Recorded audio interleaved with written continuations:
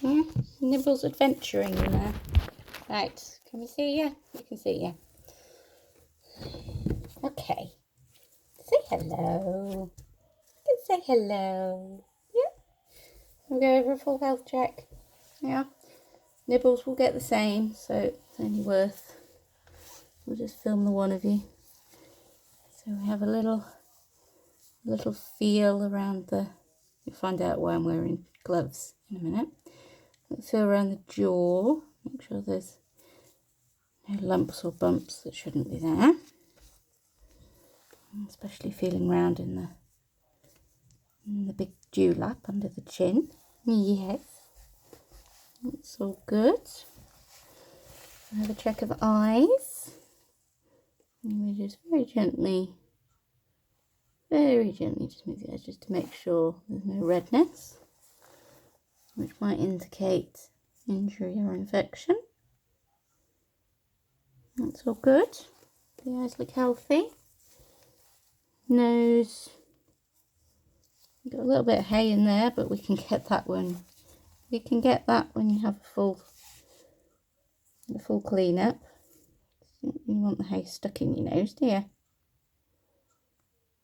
There we go. Obviously, it's common anyway, because what do guinea pigs like doing? Burrowing in hay. Look. Just get that bit out. There you are. And it won't irritate your nose so much. Good boy.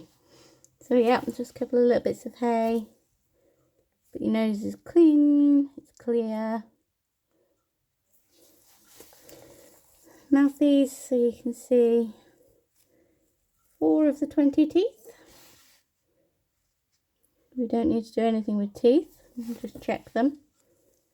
Just to make sure they are even. Positioned well.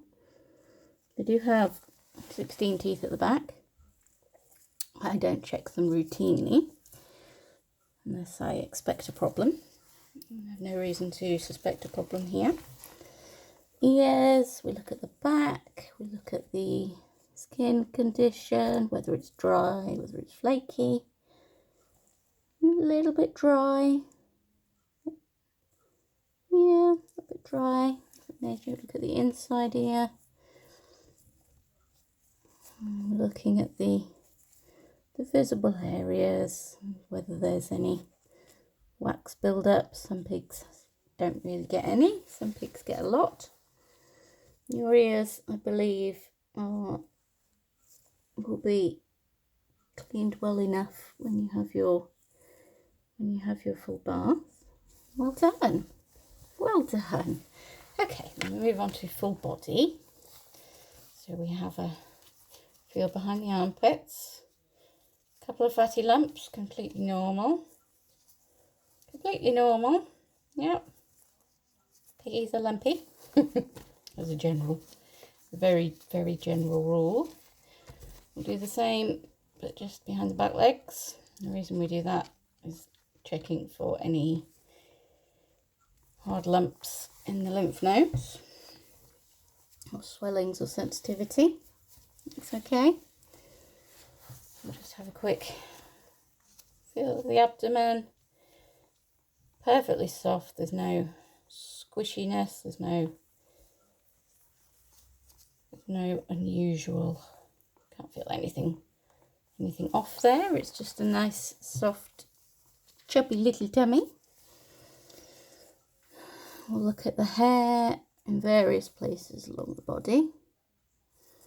And we look not just at the hair, but down to the skin. You can see you do have quite dry skin. More common in some breeds than others. Sometimes can be resolved just with a good freshen up. So a very thorough wash. Sometimes need a little intervention, but at the moment you're looking good. Just a shade dry, which is quite normal. Quite normal. Not uncommon. Okay, let me get to the back end. This is where there tends to be quite a lot going on, especially with the lads. So, checking the hair again, doesn't surprise me at all to see static lice. So, let's see if I can get... I don't know that the camera will get it, so I may have to do it separately. All those little speckles. There's lots of little speckles on his hair here. They are all static lice and static lice eggs. So they very, very, very commonly congregate around these particular areas. Static lice tend not to be harmful, and to be honest, most of the time, a lot of professionals, veterinary professionals, will even ignore them. Won't even notice them, to be honest. But I see them a lot. In fact, it's unusual that I see any pigs without static lice. So I will use the Lice and Easy shampoo as a first step. And it looks like what I can do is just trim. I can get rid of several thousand. Might just by trimming the hair just lightly around the back end. Now, that's one of the most effective ways to help to get rid of them, but you can't necessarily fully eliminate them because they're also known as hay mites, and obviously that means they come in on hay. Guinea pigs need their hay, so it's a case of you can try advising that the hay should be changed. Try different brands, you can try different types, try buying the same stuff from a different place. But yeah, there's a really good little patch just there. I have no idea if it's going to be visible on here though. So there's a really active patch just there. I can actually see them moving with my own eyes, but that's through practice. So they're different to running lice, but so what we'll do is we'll just trim around here a little bit. Other reason for trimming around here is we have a very sticky grease gland, very sticky. Not uncommon again, but with this warmer weather, you can massage most of the grease away, but you do still usually end up with some hairs that are just firmly glued together. So I found the easiest thing, particularly in warm weather, is to just trim them off, and then that resolves the problem. That resolves the problem of the kind of the matted bits, as it were. They're kind of matted together, and then leaves you with a nice clean base on which you can maintain it a little bit easier. So that's that, and then we have, hello darling, underside. Look at that tummy. Look at that tummy.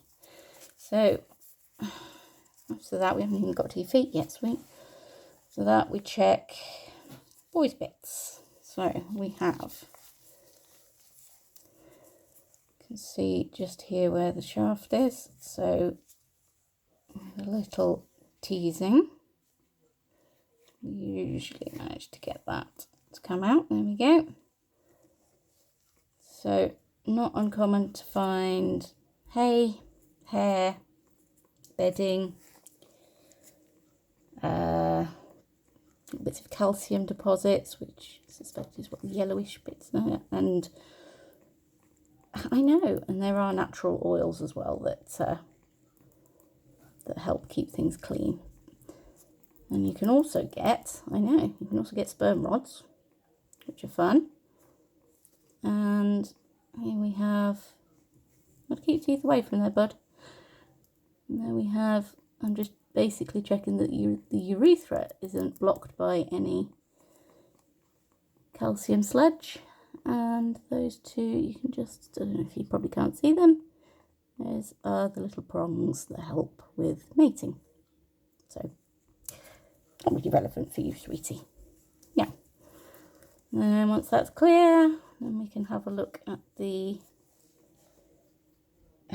anal sac, which is always, Such a delight. Such a delight. Hooey. Smelly boy. You're a stinky smelly boy. So we get that. I should have thought to open this box before. So you can see we've removed some bedding, removed some hay. I know, darling.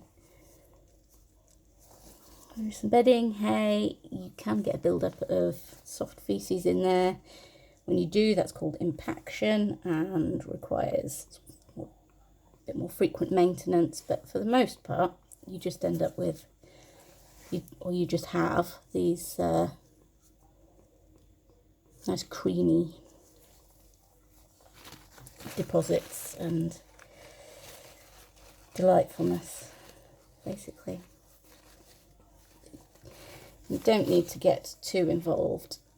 If you get this far and teasing, just teasing gently, and there's nothing obvious in there, or you've been able to remove any obvious things, you don't need to do any more. Sometimes you can lubricate the inside with a little bit of olive oil. So that's that. Normally we do get through it a bit quicker, I will admit. Normally we get through that a bit quicker, but as we are. Next things we do is the feeties. Oh, and I spy a foot spur. You are being such a fantastic little guinea pig, aren't you? You are. You're so well behaved. So what we'll do is we'll have a feel of the feet. Gentle feel of the joints. I know, it's very strange, isn't it? We'll have a quick look at the feet. And that's there where we can see it looks like a dried poop. It's not. It's a foot spur. It's attached to the foot pad. So we tend to trim those. They tend to be harmless, but we tend to trim them so that they don't accidentally get ripped off. Because if they do get ripped off, they can bleed quite a bit. So we carefully trim them. You can just use nail clippers. You can use human nail clippers. A lot of people find that easier. So that, and then obviously nail length itself. These guys aren't too bad. I say these guys. I've only seen you so far, haven't I, darling? Yeah, I've only seen you so far. So your nails are not too bad. That's good. And then we have this one. So the other front foot. Every pig's different. Sometimes you can do a nail clip like this with them just sitting up. They feel like they're in control. Sometimes you have to be a bit more stubborn with them and show them a bit more who's boss. Okay, so sometimes what happens as well is you can just catch the quick ever so slightly, and that's what we've done there. I didn't take much off, but enough to just catch the quick. It terrifies a lot of people, but as you can see, all we got was a little squeak, and a tiny bit of blood, but that will stop bleeding of its own accord once he's especially once he's pottering about. So the next thing, we'll just remove that foot spur. Beautiful, well done. So that's a little spur. You can use styptic powder to help stem the bleeding, but I honestly find the best thing is getting them walking round. So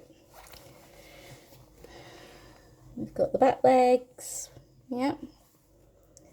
I'll just give you a little, just make sure there's no obvious swelling.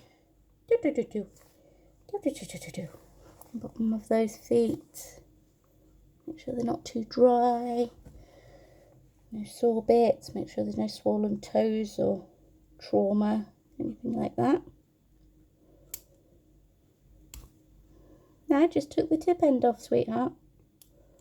So you can see he had the same reaction there as he did to the slightly overclipped one, but we didn't even nearly overclip it. So